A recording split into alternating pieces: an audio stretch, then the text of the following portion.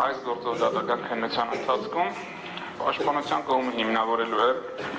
որ գործով 18 արդարների նկատմամբ ի սկզբանե, ինչպես այս գործով, այնպես էլ հարակից տարբեր իրավական վարույթներով իրականացվել է քաղաքական հետապնդում։ Շեշտելով քաղաքական հետապնդման առկայությունը, մենք այս պնդումը կատարում ենք դրա լրիվ իրավական նշանակությամբ։ Այսինքն, գործով ապացույց կոչված նյութերի ուսումնասիրությունից, այլ վերաբերելի նյութերի ուսումնասիրությունից, տարբեր դիրքորոշումների փոխանակումից եւ մեր կողմից ներկայացվելիք լրացուցիչ նյութերի ուսումնասիրությունից բխեցնելու ենք եւ հիմնավորելու ենք, որ այս գործով 18 անձանց նկատմամբ իրականացվում է քաղաքական հետապնդում։ Քաղաքական հետապնդման իրականացումը արգելված է Մարդու իրավունքների եվրոպական կոնվենցիայի 18 եւ 14 հոդվածների համակցությամբ արգելվում է քրեական դատավարության գործիքները օգտագործել անձանց դեմ որևէ այլ եղանակով եւ նպատակով, քան թե հենց քրեական դատավարության բուն խնդիրն է պայքարել հանցավորության դեմ։ Հիմնավորելու ենք քաղաքական հետապնդումը նաեւ այն առումով, որ մեղադրյալների զգալի մասը, ընդ որում մարդիկ, որ կան նաև, որ որևէ առնչություն իրականում չեն ունեցել եւ զուտ պատահականության սկզբունքով կամ անձնական այլ հանգամանքներից ելնելով, գուցե վրեժխնդրությունից ելնելով, գուցե էլի քաղաքական նկատառումներով, սակայն այլ իմաստով ենթարկվել են քրեական հետապնդման եւ մենք հիմնավորելու ենք, որ այս անձինք քաղաքական հետապնդման են ենթարկվում կոնկրետ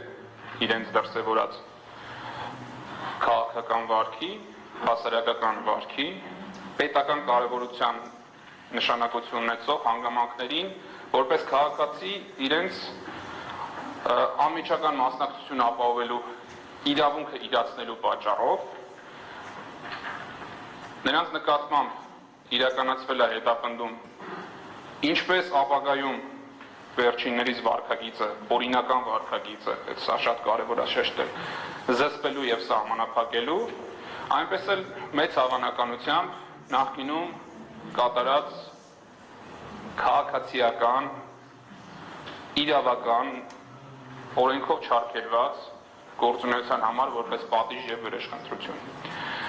Այս գործընթացին մասնակից են դարձվել Հայաստանի Հանրապետության տարբեր գերատեսչություններ, տարբեր պաշտոնատար անձինք եւ մենք դա դատական քննության ընթացքում հիմնավորելու ենք։ Այս գործընթացին նախ եւ առաջ մասնակից է եղել Հայաստանի Հանրապետության ազգային անվտանգության ծառայությունը, որը թողած մի կողմ ազգային անվտանգության խնդիրները լծված է եղել կոնկրետ քաղաքական ուժի պաշտպանությամբ եւ լծված է եղել կոնկրետ քաղաքական ուժի դեմ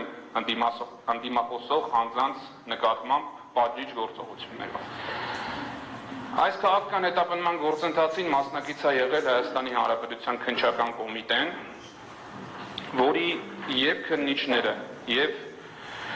հավանաբար նաեւ ինքնավար պաշտոն չզբաղեցնող այլ աշխատակիցներ, ովքեր պատասխանատու են քննչական կոմիտեի մեդիա կոմունիկացիաների համար, նաեւ քննչական կոմիտեի բարձր ղեկավարությունը հանձին քննչական կոմիտեի նախագահի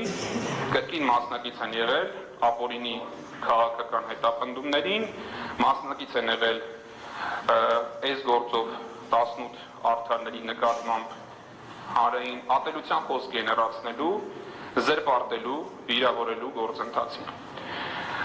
Այս հետապնդման մասնակից է եղել Հայաստանի Հանրապետության դատախազությունը, որը կեղծ ապացույցների հիման վրա, կեղծ մեղադրական եզրակացության ներկայացրել Հայաստանի Հանրապետության դատարան եւ այդ նույն հանրային կոմունիկացիայի շրջանակներում նաեւ գլխավոր դատախազի անմիջական մասնակցությամբ լծված է եղել անձանց պախարակելու, վարկաբեկելու, զրպարտելու, վիրավորելու գործին։ Ընդ որում էլի չեմ արդարացնի նման գործընթացը որևէ պարագայում, սակայն դա պայմանավորված չի եղել գերատեսչական ամբիցիաներով կամ ինչ-որ գերատեսչական խնդիրներով, կամ իրենց պատկերացրած հանցավորության դեմ պայքարի ինչ-որ խեղաթյուրված գործիքակազմով, այլ ունեցել է շատ քաղաքական շարժառիթ եւ քաղաքական թիրախ,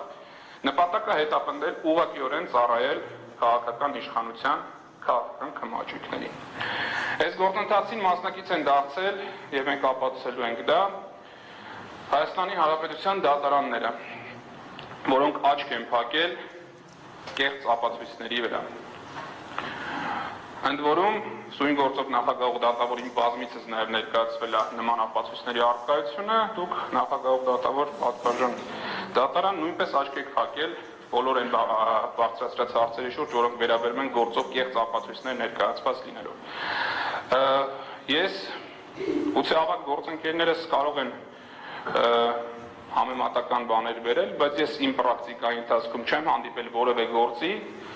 որ այսքան շատ պրոբլեմ ունենաք հրադադատավարական իմաստով եւ այս կարգի ճճացող կեղծիքներով եւ զերպարտություններով ուղեկցված լինի մինչեւ դատարան հասնել եւ դատական քննության ընթացքում։ Երեք որոշակի առումով լրացուցիչ մեղադրանք է հնչեցվել պաշտպանության կողմի հասցեին, որ պաշտպանության կողմը հավանաբար չի ցանկանում գործով ապացույցների հետազոտման փուլ հասնել կամ ինչ-որ ձև հետաձգումը գործի քննությունը։ Առաջին դատական նիստից սկսած պաշտպանության կողմը, նաև ինվեստահորտը, բազմիցս նշել են անհրաժեշտությունը առաջին հերթին ուսումնասիրել բոլոր այն ապացույցները, որոնք այդպես տենց զարգացրած կեղծված, խեղաթյուրված եւ ուռճացված ձևով ներկայացվել են մեր հանրությանը տարբեր տեսակի քաղաքական գործիչների, քաղաքական իշխանության դրա սատելիտների, իրավապահ մարմինների ներկայացուցիչների կողմից։ Եվ պաշտպանության կողմը առ այսօր արել է իրենից կախված բոլոր հնարավոր գործողությունները, որպեսզի գործի քննության ընթացքը ապահովված լինի եւ իրականացվի արագ։ Պատահական չի, որ այս գործով ես անձամբ 6 անձի եմ ներկայացնում, որտեղ դատական նիստերի ընթացքում անհրաժեշտություն է առաջացել, որ պաշտպանիչը ներկայացված լինելու հիմքով դատական նիստը չհետաձգվի, ես պատրաստականություն եմ հայտնել նաև ներգրավել գործով այլ մասնակիցների պաշտպանությանը եւ նաև իմ շատ գործընկերներ պաշտպանում են ոչ թե մեկ անձի, այլ մի քանի անձի եւ պաշտպանության կողմից որևէ պաշտպանի բացակայության պատճառով դատական որևէ նիստ չի հետաձգվել։ Մինչդեռ մենք տեսել ենք ինչպես է դատախազությունը հետևողականորեն քննեցնում այս process-ը փորձելով խուսափել բոլոր այն հարցադրումներից, որոնք ներկայացվել են առաջին դատական նիստից սկսած։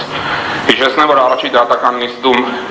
բառացի իհարկե չեմ մեջ բերի, բայց բովանդակությունը ճիշտ կփոխանցեմ։ Առաջին դատական նիստի ընթացքում շատ սուր քննադատություն արժանացավ այն պնդումը, որ գործում կան կեղծված ապացույցներ։ Մի քանի նիստեր հետո դատախազության ներկայացուցիչները դիրքորոշում հայտնեցին, որ չեն բացառում, որ հնարավոր է այդպիսիք առկա լինեն, սակայն անհրաժեշտ է դա ուսումնասիրել։ Ինքնին այս միտքը, որ մեղադրանքը դատարան բերած դատախազը չի բացառում, որ իր բերած նյութերի մեջ կարող է լինել կեղծված ապացույց, արդեն իսկ շատ պարզ վկայությունն է այս process-ի լրիվ ապօրինությունը իր սկսման օրվանից սկսած եւ դատական process-ը իր ամբողջության մեջ։ Անային մեղադրողներն են, որ հայտարարել են, որ դատական նիստի ընթացքում պատրաստ չեն ներկայացնել այս կամ այն հանգամանքը, պատրաստ չեն օրինակ ապացույցները շարադրել, պատրաստ չեն ապացույցները շարադրել այն ֆորմատով, ինչը որ պահանջում է օրենսդրությունը եւ նաեւ հետագայում պահանջել է օրենքից ելնելով դատարանը, իհարկե հետեւողական չի եղել դատարանի պահանջի մեջ, որտեղ այդպես էլ չի ներկայացվել, բայց առնվազն դատական նիստ են կորցրել, որովհետեւ հանրային մեղադրողները պատրաստ չեն եղել։ Հանրային մեղադրողներն են, որ այդպեսի դիրքորոշում ես հիշում եմ երկու առնվազն դատական նիստով ներկայացրել են։ Հանրային մեղադրողներն են, որ նախորդող նիստերից մեկով ասել են, որ պատրաստ չեն բացման խոսքերին եւ միայն պաշտպանության կողմի դիրքորոշումից հետո, որ մենք պատրաստ ենք մնացել են դատական նիստին եւ սկսել են ընթերցել 18 մեղադրյալների բառ առ բառ նույնական մեղադրանքը երևի թե 5-6 ժամ տևողությամբ։ Հետևաբար բոլոր այն կարծիքները, որը հնչում են խուսափելու համար շատ պարզ դրված հարցերից, ինչու է Հայաստանի Հանրապետության դատախազությունը կեղծ ապացույցներով գործվելում դատարան, ընդամենը խուսափողական դիրքորոշումներ են մեր հասարակությանը մանիպուլացնելու եւ այդ պատասխաններից խուսափելու համար փորձելով գոյություն չունեցող մեղքեր վերագրել պաշտպանության կողմին։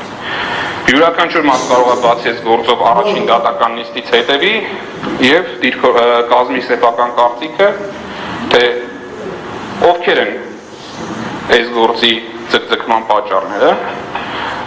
առաջացնում եւ ովքեր են շահագրգիռ, որ այս գործը իր ամբողջության մեջ եւ իր կեղծ բովանդակության մեջ օր առաջ բացահայտվի մեր հասարակությանը։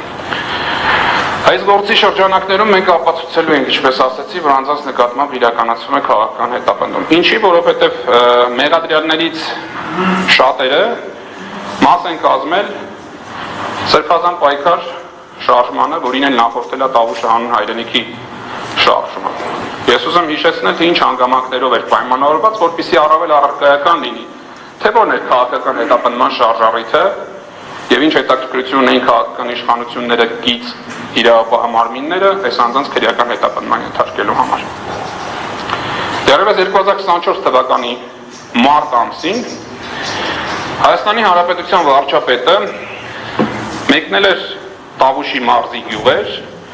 եւ բնակչությանը հարևան երկրի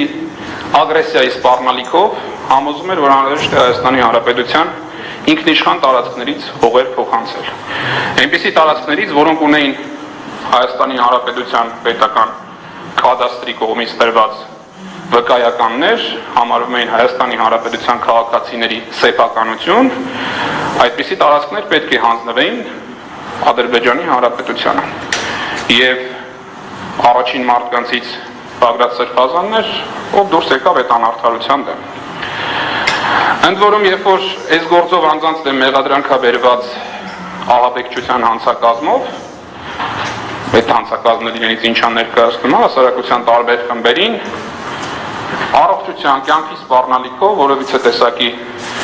վախ ներշնչելը, ահաբեկելը, որպեսզի կատարվի այս կամ այն պետական նշանակության գործողությունը։ Սա հանցակազմի դրսևորումներից մեկն է, ամբողջական չեմ սպառում։ Բայց եթե համեմատական անցկացնենք, ինչ Հայաստանի Հանրապետության կառավարություն եւ իշխող ուժներ 2024 թվականի մարտին ահաբեկում Տավուշի բնակչությանը, ասելով, որ եթե համաձայն չեք լինելու ձեր սեփականությունը փոխանցել թշնամական պետությանը, ապա ձեր նկատմամբ տեղի ունենալու բռնություն, պատերազմ, ագրեսիվ պատերազմ հարևան Ադրբեջանի կողմից։ Սա ոչ այլ ինչ է, քան հենց ահաբեկչություն սեփական ժողովրդի հանդեպ։ Եվ այս գործով մեղադրյալներից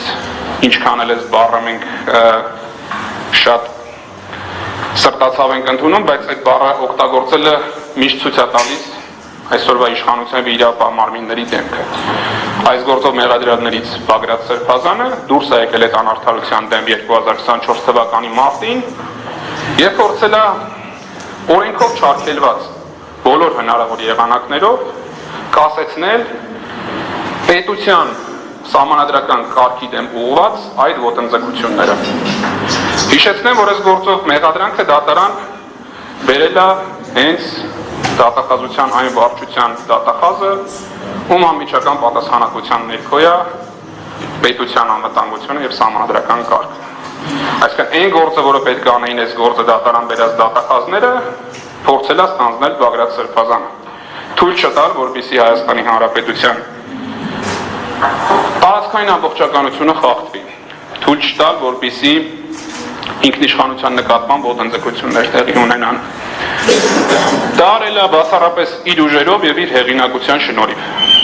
Եվ կրկնում եմ, կատարել է օրենքով չարգելված խաղաղ անհնազանդության բոլոր գործիքակազմերը օգտագործելով։ 2024 թվականի մարտին Տավուշի մարզում սկսվել է Տավուշը հանուն հայրենիքի շարժումը, որը առաջնորդն է եղել Բագրատ Սրբազանը։ Բնականաբար այդ շարժումը չէր կարող լոկալ նշանակություն ունենալ, որովհետև այդ տարածքների հանձնումը միայն տարածքի բնակիչների խնդիրը չէր եւ իրենց որոշելիքն էլ չէր,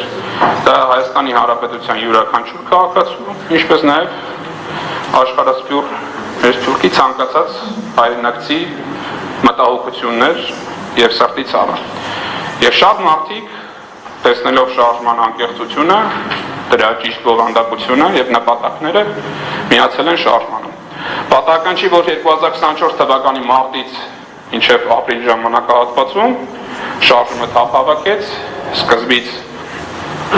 էական դժվարություններ ստեղծելով հայրենահանձման այդ գործընթացին, այնուհետև դուրս եկավ մարզային տրամաբանությունից եւ շարժվեց դեպի Երևան։ Բավականին հետաքրքիր եւ նաեւ զարմանալի անսպասելի արդյունք ապահովեց այդ շարժումը։ Միտեղ հավաքելով իր հետ երբևէ կապ չունեցող եւ դժվար պատկերացնելի, որ այդ մարդիկ կարող են իրար կողք կանգնել Հայաստանի Հանրապետության գրեթե բոլոր քաղաքական ուժերին եւ հասարակական քաղաքական խմբերին։ 2024 թվականի մայիսի 9-ին տեղի ունեցավ 20 թվականի պատերազմից հետո ամենամարդաշատ հավաքը, որը իր բնույթով էլի կրկին իր գործիքակազմով միանշանակ խաղաղ էր, իսկ իր բոլոր դժգոհությունների ակցիաները նախորդող փուլում ճանապարհին եւ Երևան քաղաքում դուրս չեն եկել խաղաղ անհնազանդության ակցիաների տրամաբանությունից եւ որևէ անձ չի տուժել ոչ հոգեպես, ոչ բարոյապես, ոչ ֆիզիկապես այդ գործողություններից։ 2024 թվականի մայիս ամսին վերջին տարիների եռուն քաղաքական գործընթացներն էին, որի կիզակետում էր Բագրատ Սրբազանը։ Հենց այս հանգամանքն է բնորոշում, որ վերջինս ակտիվ քաղաքական դերակատար է եղել Հայաստանի Հանրապետության կյանքում։ Բնականաբար Բագրատ Սրբազանը դասական իմաստով քաղաքական գործիչ չի, բայց ինչպես Հայաստանի Հանրապետության ցանկացած քաղաքացի, պատվախնդիր քաղաքացի եւ պատասխանատու քաղաքացի, ցանկացել է մասնակցել քաղաքականությանը եւ իր գաղափարները տարածել, փորձելով կասեցնել բոլոր այն արհավիրքները, որոնք այն ժամանակ սպառնացել են, հետագայում անդրադարձել են եւ հիմա էլ սպառնում են Հայաստանի Հանրապետությանը։ 2024 թվականի մայիսից հետո շարժումը որոշակի ձևափոխումներից հետո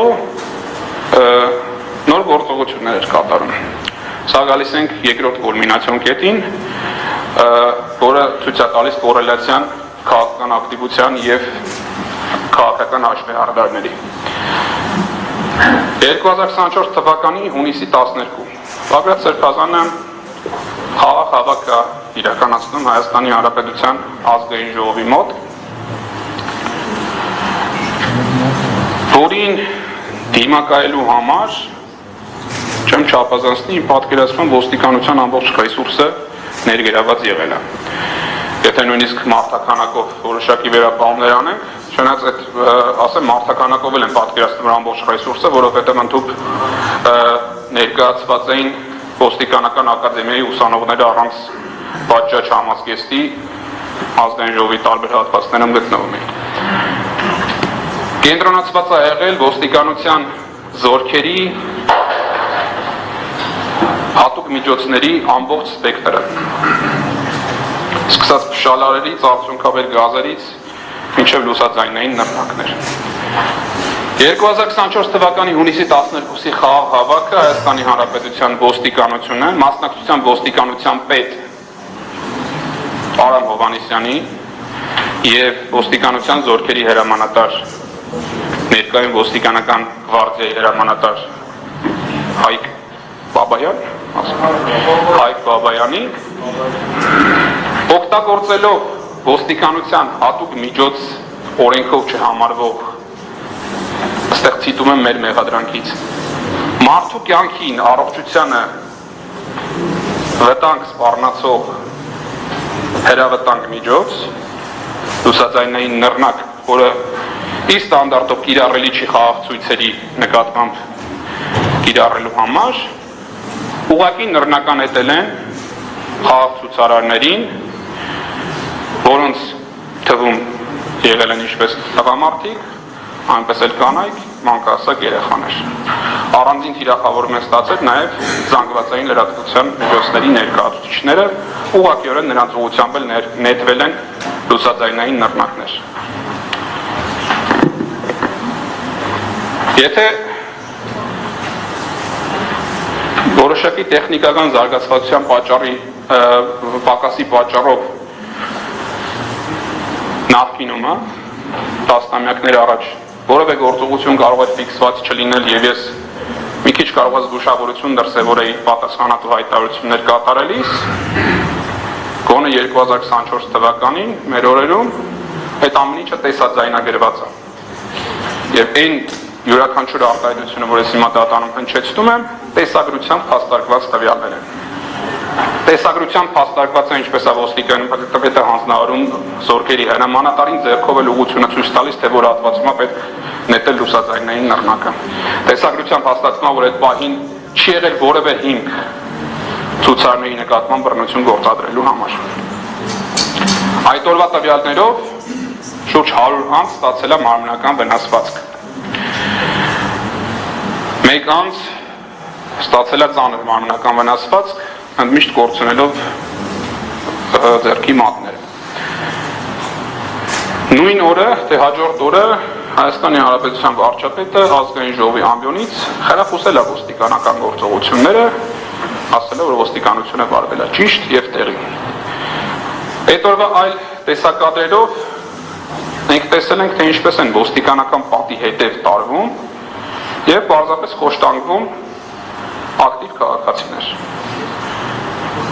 Տեսանյութեր կան, ինչպես են ոստիկանները շարք կազմած, մի հարված հասցնելով, ծեծելով մարդուն տանում մտցնում ոստիկանական մեքենաներ։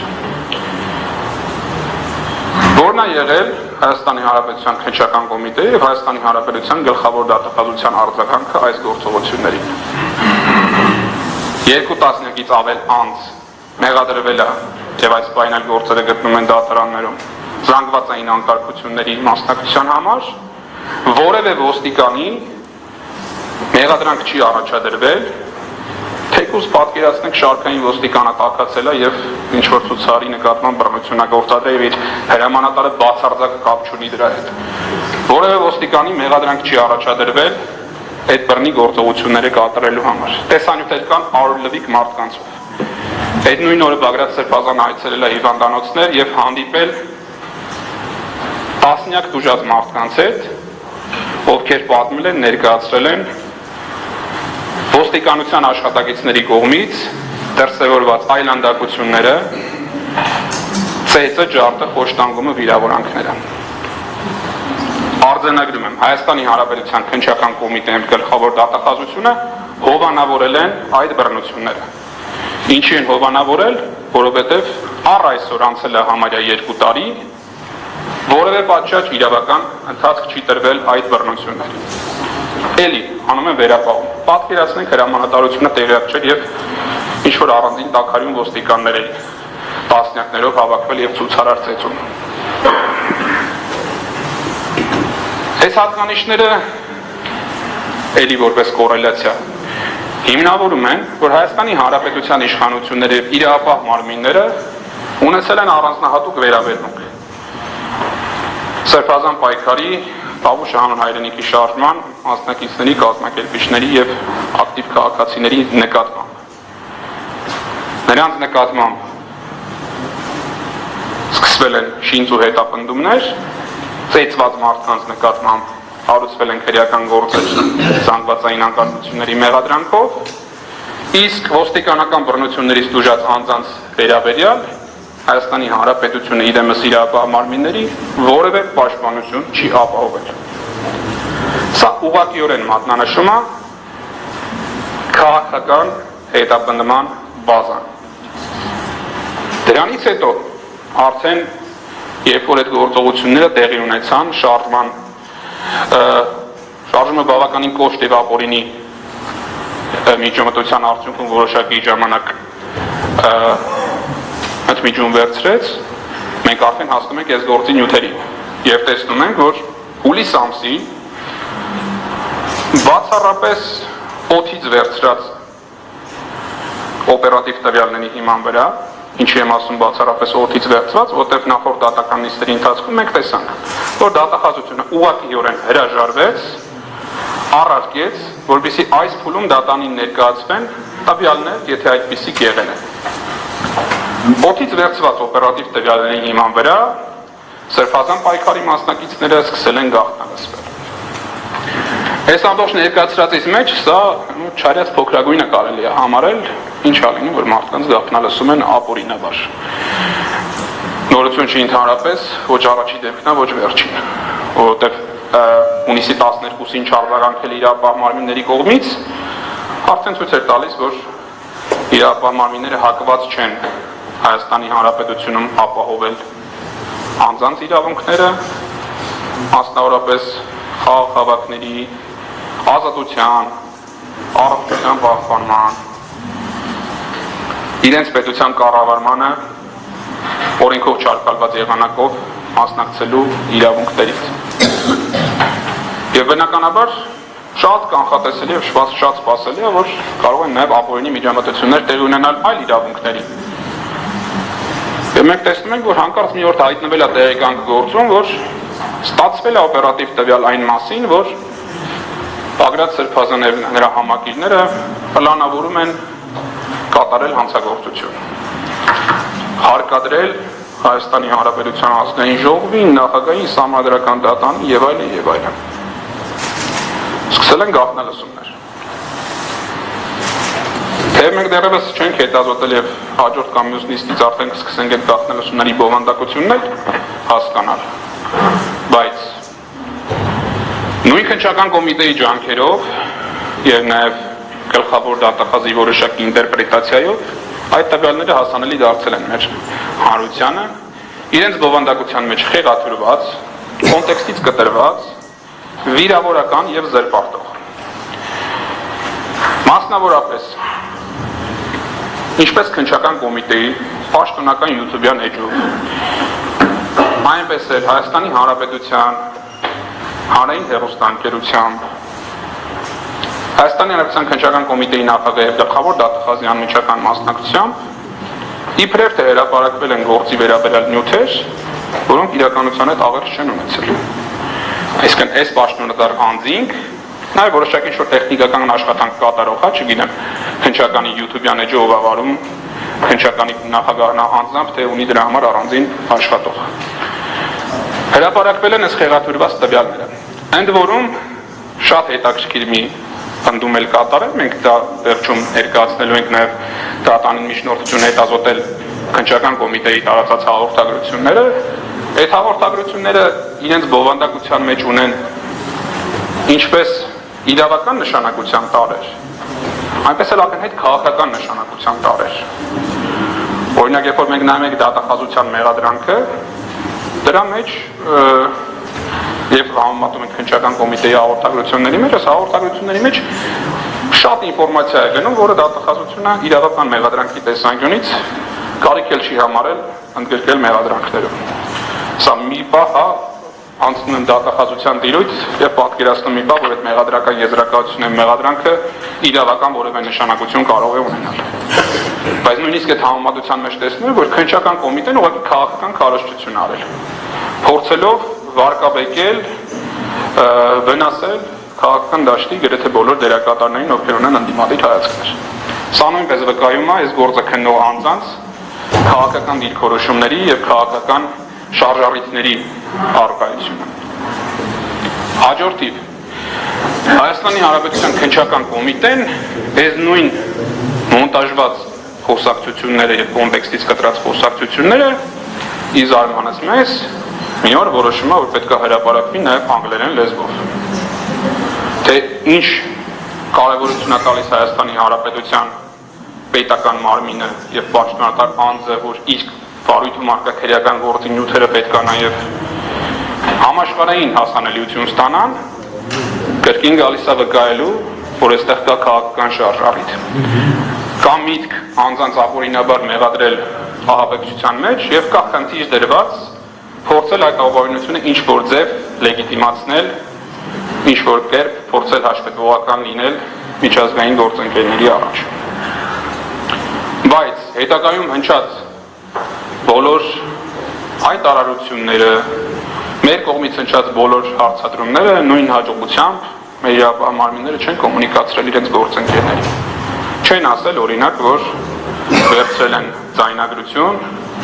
լսել են, կիսատ բռատ արձանագրել են եւ այդ արձանագրումը ազգային ժողովի ամբիոնից գլխավոր դատախազի շուրթերով հնչեցրել Հայաստանի Հանրապետության պատգամավոր Արտուր Սարգսյանի անձեռնարկությունը հաղթահարելու գործընթացում։ Դրա մասին նախընտրել են լռել մեր իրավապահ մարմինները, ինչի որովհետև հակված չեն իրավական գործընթաց ապահովելու, հակված են քաղաքական հետապնդում իրականացնելու։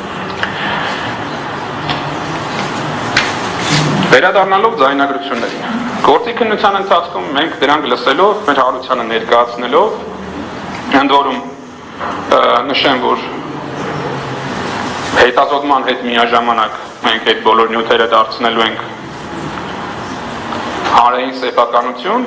որպեսզի շատ հաճախ դատական այս գործընթացի ձանձրալիությունը անձինք կարողանան հաղթահարել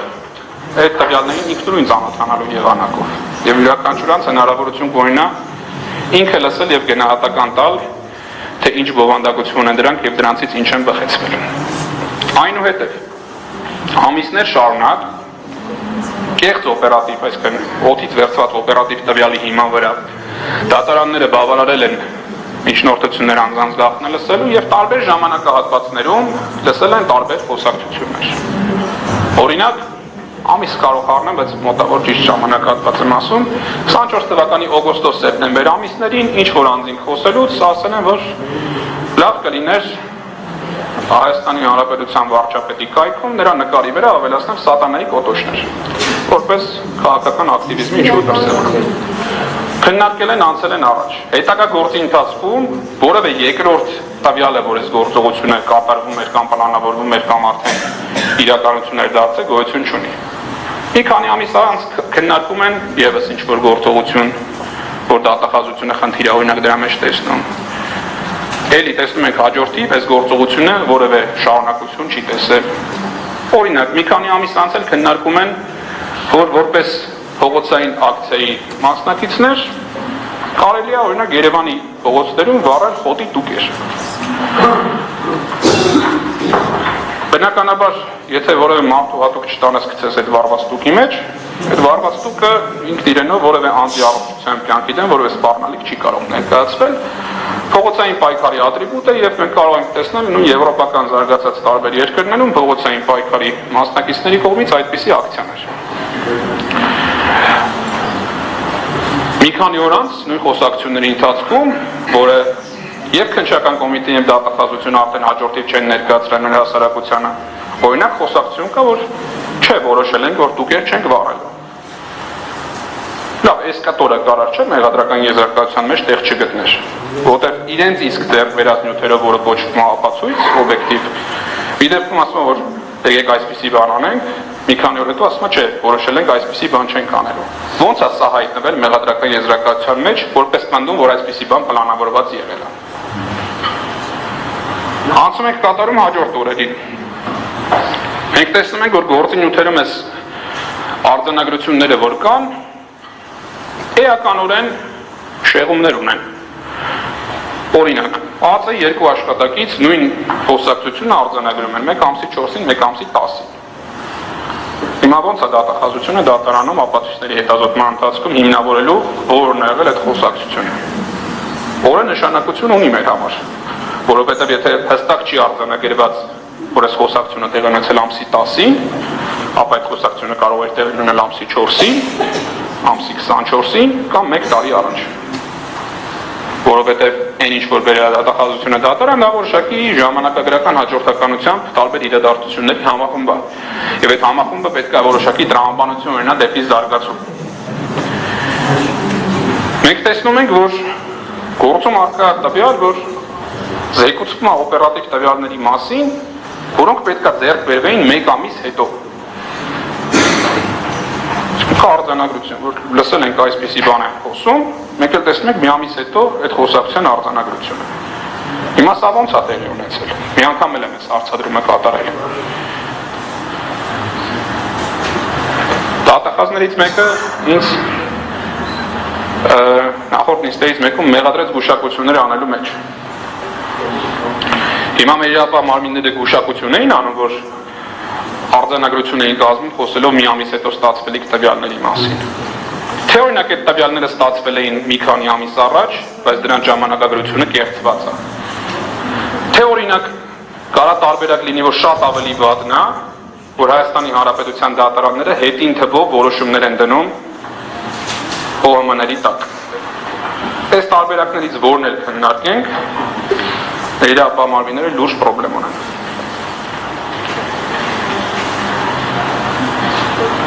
Ընդ որում բոլոր այս տեսակի խախտումները նորից եւ նորից հիշեցնեմ, իրականացվել են ակնհայտ անմեղ մարդկանց նկատմամբ։ Այսպիսի ապօրինի գործողությունների Պանդորայի արկղը բացելով, մեր իրապահ մարմինները հուշում են, որ այսպիսի գործողություններ կատարող են կատարվել Հայաստանի Հանրապետության յուրաքանչյուր քաղաքացու նկատմամբ։ Ընդ որում քաղաքական դերակատարներն էլ չեն էլ թաքցնում, որ այդպիսի գործիքակազմ իրենք տիրապետում են եւ պատրաստվում են օգտագործել։ Այս ձայնագրությունների համանմանց ուրիշ գործերի մեջ հիմա չեմ ուզում խառնվել, բայց մեր հանրությանը շատ պարզ հասանելի կարա լինի, թե ինչպիսի նույնաբովանդակ կամ նույն մեթոդիկայով մշակված ձայնագրություններ են պարբերաբար հրապարակվում իրապահ մարմինների կողմից։ Մենք տեսել ենք, որ տեսանյութեր են հրապարակվում կեղծված եւ տեսանյութերի վրա պսևդոփորձագիտական եզրակացություններ են տրվում քրեական գործերի մեջ, որպես օրինակ բերեմ Արշակ Սրբազանի դեմ սկսված ապօրինությունների գործընթացը։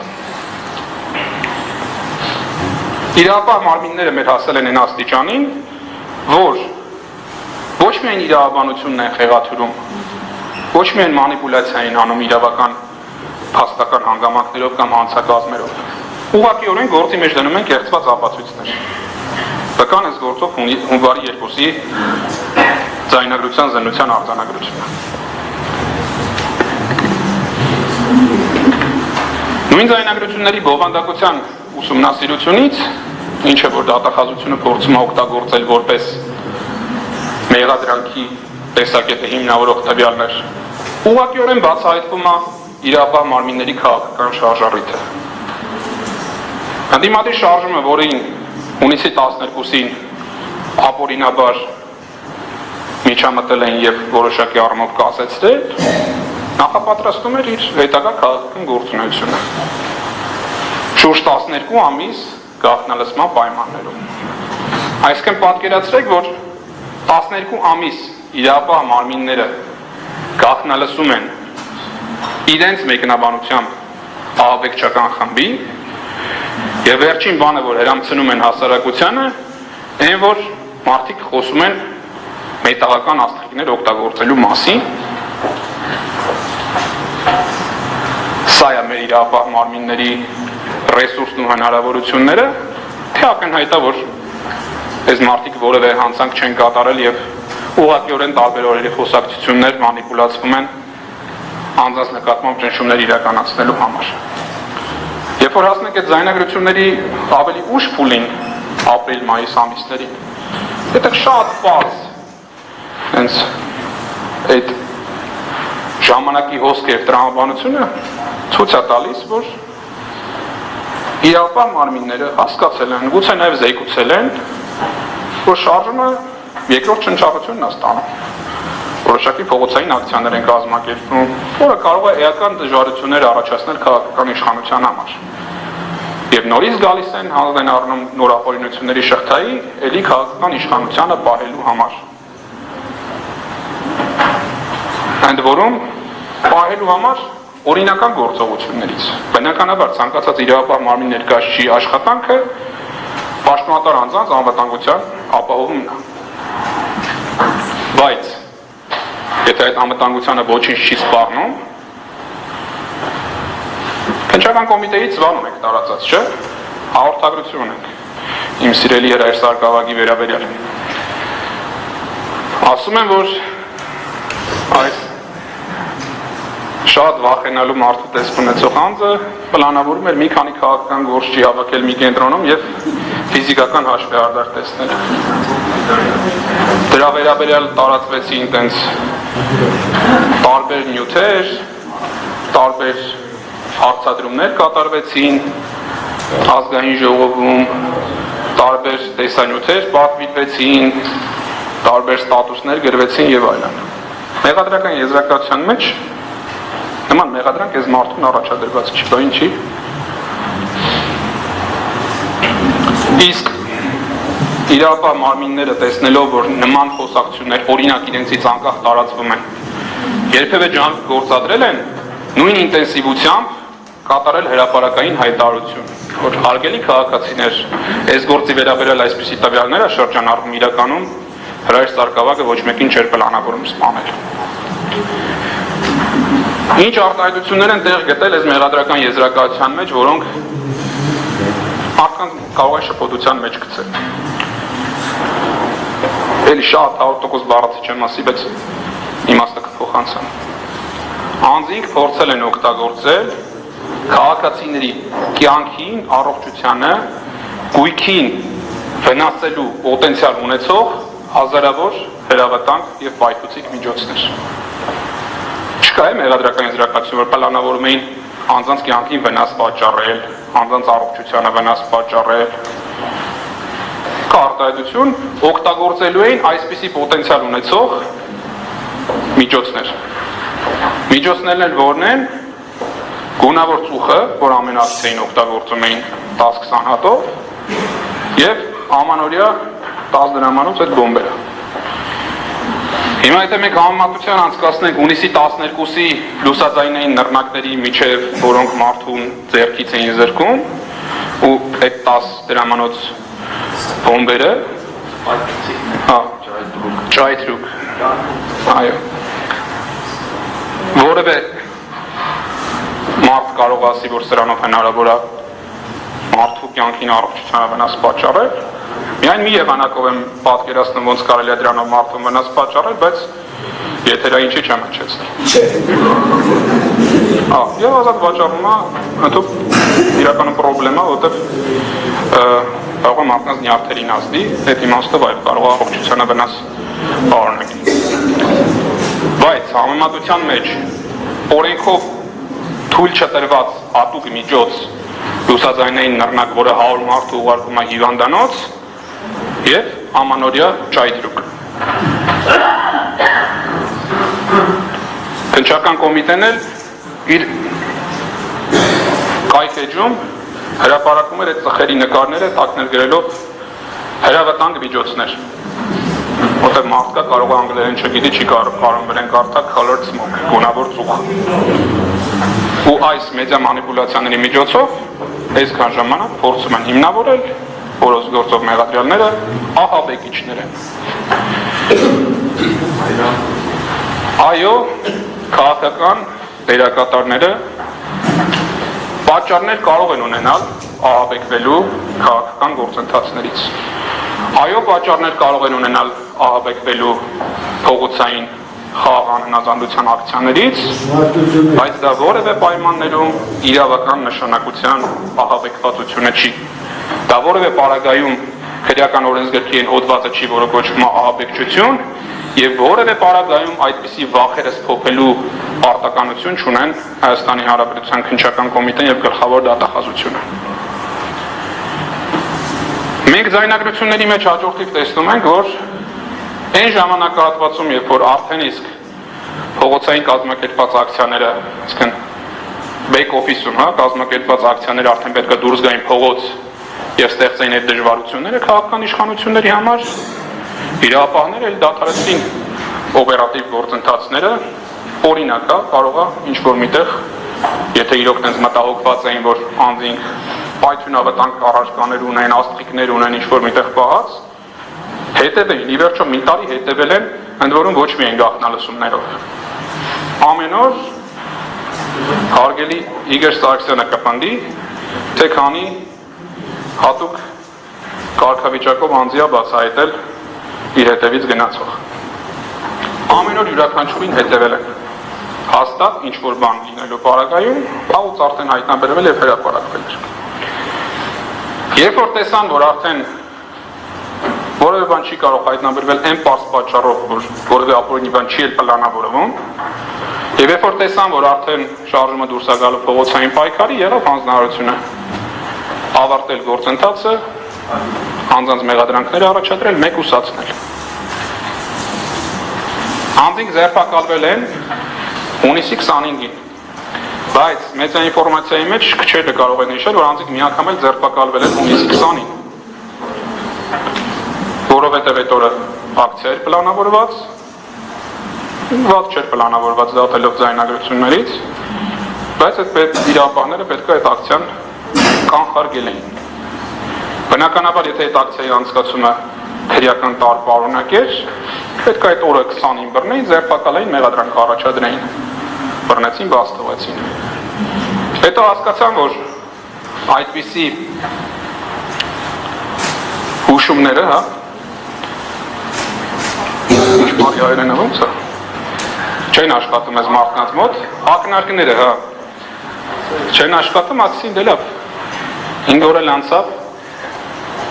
քաղաքական քարոզչամեքենան նախապատրաստվեց իր հեղաշրջման պլաններով և տարբեր մեդիա հարթակներով և իրապահ մարմինների հետ համատեղ օպերացիա իրականացնելով եփեցին ահաբեկչության մասին ճաշը։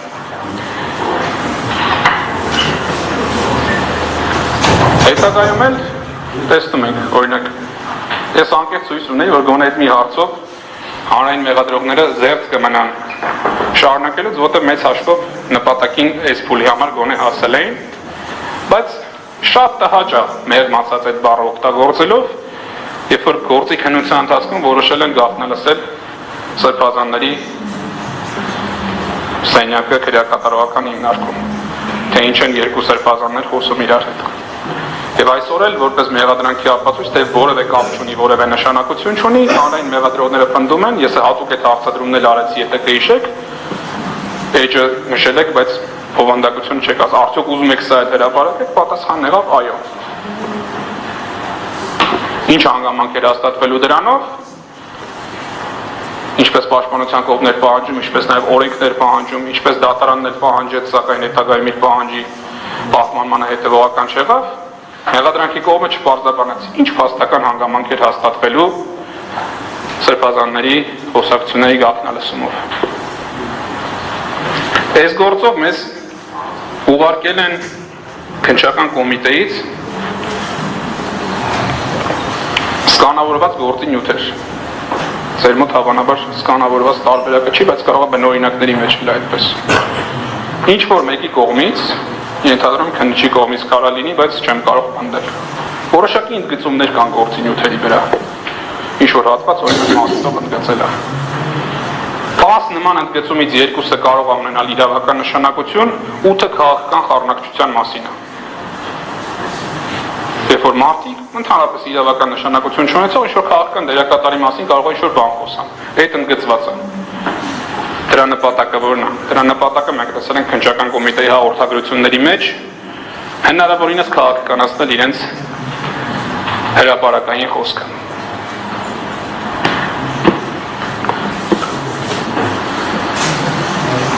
Գալով արդեն դատական գործընթացին։ Մենք տեսանք, որ և քննչական կոմիտեն և դատախազությունը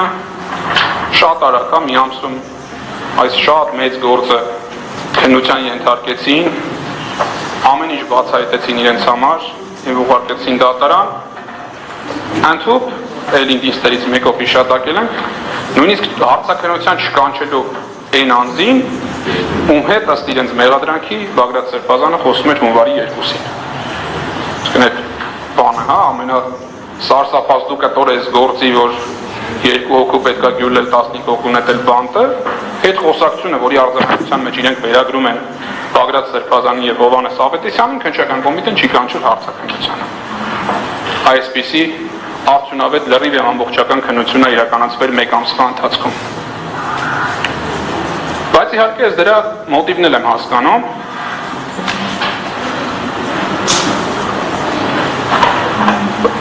Շատ հեշտ է նման գործը քննել, ուղարկել դատարաններ, ասել դե մենք այս գործի հետ էլ կապ չունենք։ Հիմա თუ արդեն դատավորները գիշերը չքնեն, տենան ինչ են անում այս գործի շուրջ։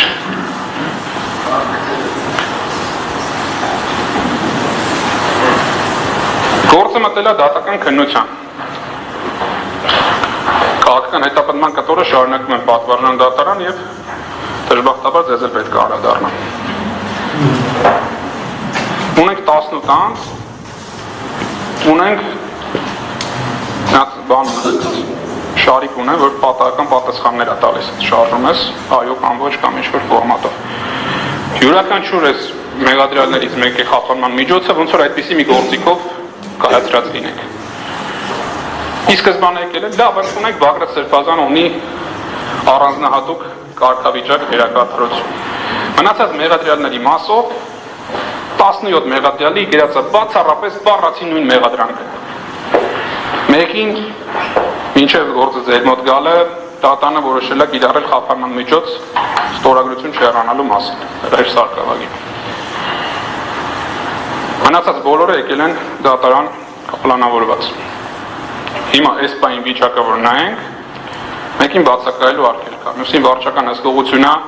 գիշերային ժամերի սահմանափակում, երրորդին վարչական հսկողությունը առանց ժամային սահմանափակումների, չորրորդին վարչական հսկողությունը որոշակի տեղեր այցելելու սահմանափակումը, մարդաշատ վայրեր, մինչև այսօր չգիտենք այդ մարդաշատ վայրը ոնց հասկանանք։ Երրորդին այս ամեն ինչը մյուսին զուգորդված ինչ-որ չափի գերավով են, մյուսի գերավը մի քիչ ավել, ընդհանրապես դատական ակտերում չունենք տվյալ անձանց գույքային դրության մասին եւ այլն։ Մի խումբ անձանց գալիս է արդեն տնային կալանք էլի տարբեր ռեժիմների սահմանափակումներով, դատական ակտերը ձեր կայացրած ես վերցնում նայում եմ, պատճառաբանությունները, շարադրանքը լրիվ նույնն է, մեղադրանքները լրիվ նույնն են, վերջում ձևակերպումը ինչ-որ բան։ Այո, հնարավորություն ունենք բոլորին պահել կալանքի տակ, եթե նայում ենք քաղաքական հետապնդման, ապօրինի հետապնդման տրամաբանության մեջ, բայց կարող իմ մոտեցումը մի քիչ ծայրահեղական է, գործընկերներս չկիսեն, բայց ես չեմ ընդունում անձանց իրավունքների փոքր սահմանափակման, ոչ օրինական փոքր սահմանափակման թույլատրելիությունը։ Բնականաբար լավ է, որ օրինակ Լիդիա Մանթաշյանը կալանավայրում չի եւ վարչական հսկողության պայմաններում կարողանում է նաև աշխատել։ Բայց երբ որ նայում ենք ինչ պետք է լիներ բնական իրադրությունը, ընդհանրապես պետք է նրա նկատմամբ մեղադրանք չլներ, որովհետև խափանման միջոց չլիներ։ Օրինակ դուք որևէ անձի հաճելի կլինի, երբ որ գիշերը քնած տեղից զարթնում է, որովհետև ոտքին դրված սարքը հանկարծ զայատկան նստել է ու հենց բան անում։ Հուշում է, որ ժամը 4-ին պետք է զարթնել ու զայատկի դնել այդ սարքը։ Կամ գնալ ինչ-որ սարճանում նստել, ողքի վանից միանալ զայատկայի։ Ինչի համար? Քաղաքական, հասարակական դիրքորոշում արտահայտելու համար։ Այդ էլ է եղել ձեր հնարավորությունների տիրույթում, գոնե դատաքննության ընթացքում մինիմալի հասցնել բոլոր այն խախտումները, որը իրավապահ մարմինները արել են եւ ինչպես արդեն ասացի, ազատվելու համար շատ շուտ ուղարկել դատարաններ։ Բայց այդտեղ էլ ես հետևողականություն եւ հաստերի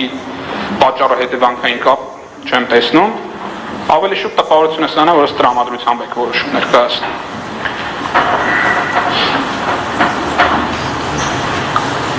Ինչ ես ամեն ինչը պատմեցի, որտեղ քաղաքական հետապնդում է, որ սկսվել էր իրավապահ մարմինների կողմից, ցավոք սրտի դուք եք շարունակում։ Այո, հայտարարություն կատարել եք, որ դատարանը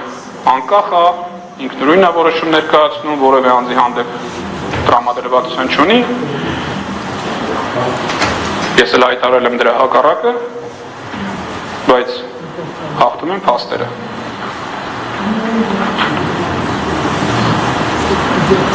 Իրավական պարզ տրամաբանությունը հուշում էր, որ այն պարագայում, երբ որ վերաքննիչ դատանը որոշեց, որ Հրայր Սարգսակյանը չպետք է լինի կալանքի տակ եւ բացակայելու արկել խափանման միջոցով պետք է ներկայանա դատարան, դատարանը հետևելով եւ խտրականության արգելքի եւ պարզ մարդկային վերաբերմունք ցուցաբերելով բոլորի հանդեպ պետք է կիրառեր նույն մոտեցումը։ Ի վերջո ամիսների կտրվածքով խափանման միջոցները որոշակիորեն մեղմացվեցին ձեր կողմից։ Բայց ինչի պետք է օրինակ Լիզա քանի ամիս ես ստեղ 5 ամիս Լիզա Մանտաշյանը անցկացներ Կալանավայրում, որն էր դրա հանրային օգուտը։ Հիմա երբ որ Կալանավայրում չի ինչպես ազնում ես գործի վրա կամ ինչ կերպա խոչընդոտում կամ ինչ պրոբլեմա ստեղծում։ Եվ յուրաքանչյուրի մասին անհատական կարող եմ այսպես ասել։ Այս բոլոր գործընթացները գալիս են հուշելու, որ մենք ցավոք սրտի շատ վաղուց գործ չունենք հասարակ իրավական գործընթացների հետ։ Ինքան հաճույքով եմ գնում մասնակցում ինչ-որ կեղտոտ քրեական գործի, որտեղ կա հանցագործություն, կան ինչ-որ լուրջ իրավական փաստարկներ, շատ բան տարօրինակ է էլի այս բանը ասել, բայց այո հաճույք եմ ստանում, որտեղ մասնագիտական գործունեություն եմ իրականացնում այնտեղ ամբողջ ծավալով։ Այստեղ ինձ ոնց որ մենախոսությամբ ենք զբաղվում, համարելով, որ իրականացնում ենք պաշտպանություն։ Ավելի ճիշտ մենախոսություն չի, հասկանում ենք, որ ձեր համար նշանակություն չի ունենալու, բայց գոնե մեր կոմունիկացիան ստեղծում ենք հանրության հետ, փորձելով ներկայացնել այս գործի բոլոր թերությունները։ Ամփոփելով խոսքս ասեմ, այս գործի քննության ընթացքում նախկինում մենք ապացուցել ենք, ներկայում մենք բարբերաբար ապացուցում ենք եւ ապագայում էլ մեր գործողություններով եւ նյութերի հետազոտումով ապացուցելու ենք, որ իրականում տեղի ունեցել փոխատեղում։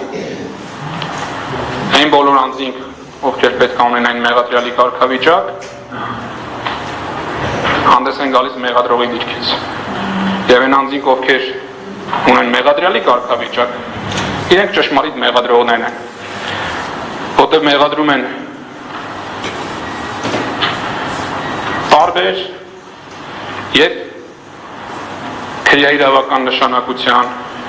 եւ բարձ մարդկային նշանակության մեղքերի մեջ։ Մեղադրում են, որ Հայաստանի Հանրապետության իրավապահ մարմինները չեն առաջնորդվում մարդու իրավունքներով։ Մեղադրում են, որ Հայաստանի Հանրապետության իրավապահ մարմինները առաջնորդվում են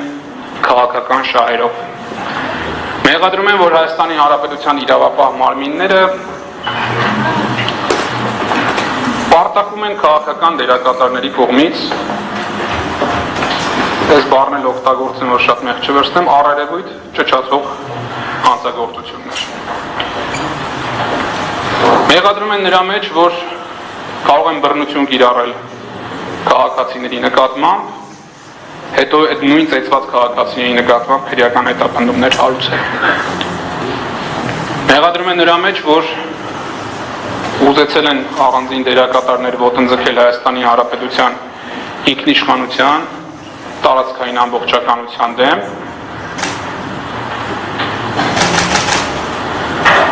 հանցակցել են Արցախի Հանրապետության հայաթափմանը